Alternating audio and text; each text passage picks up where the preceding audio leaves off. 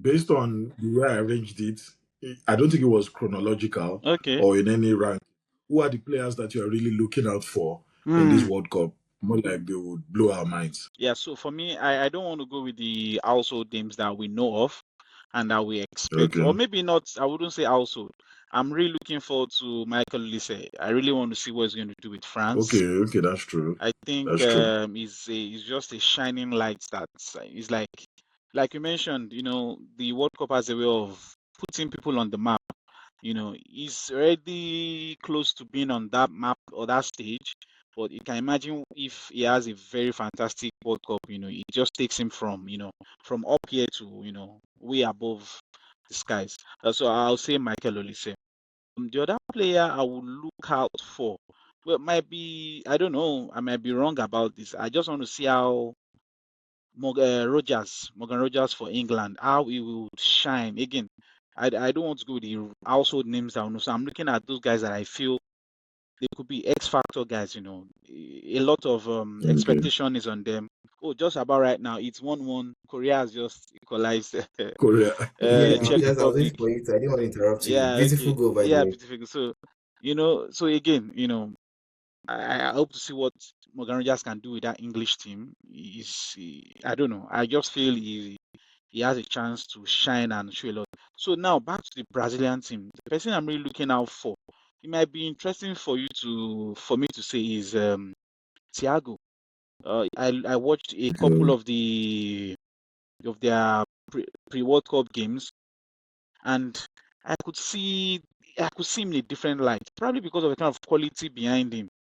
He's so, again, I'm just looking forward to seeing what someone like that would do with Brazil, with all of the Arsenal he's got behind him to put the goals and score so many goals. So again, I'm looking at Thiago to see what he can bring up.